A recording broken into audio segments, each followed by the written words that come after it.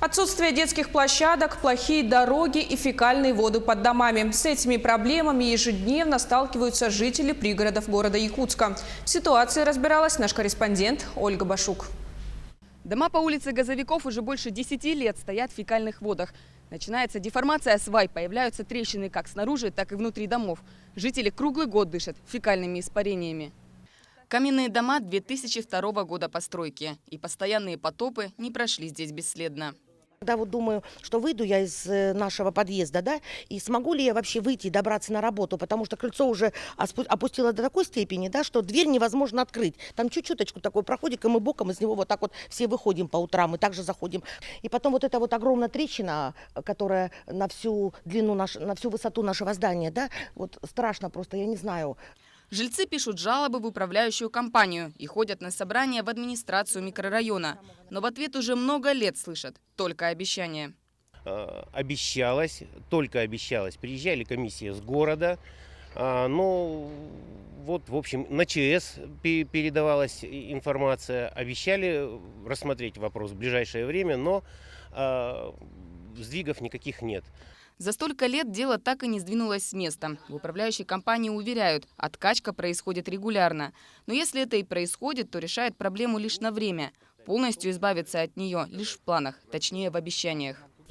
Вопрос остается открытым и ведется с их стороны документальная работа. Со стороны администрации? Со стороны администрации и СДХ. Ага, хорошо. А они почему-то говорят, что вы должны этим заниматься, управляющая компания. Мы и занимаемся этой работой, пытаемся решить эту проблему, чтобы город выделил средства на восстановление данных крылец. Ага, и на какой стадии сейчас все находится? Ну, как мне сказали, еще пока ведется работа с документами.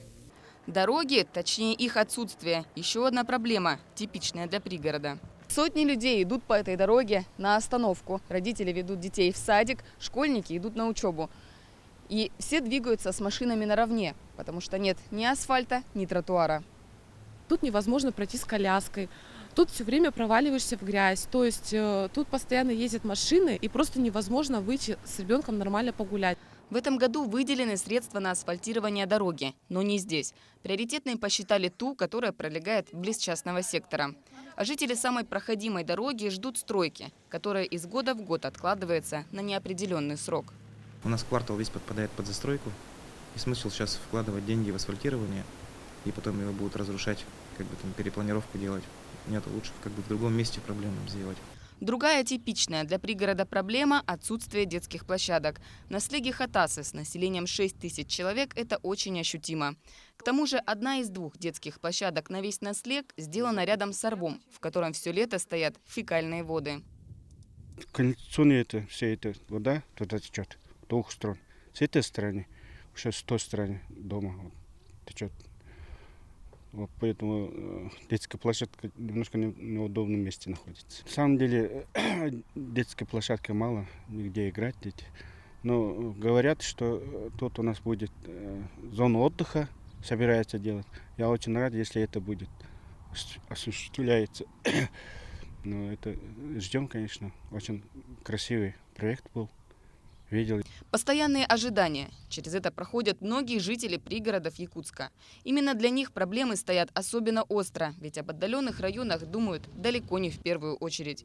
Ольга Башук, Георгий Григорьев, Якутск.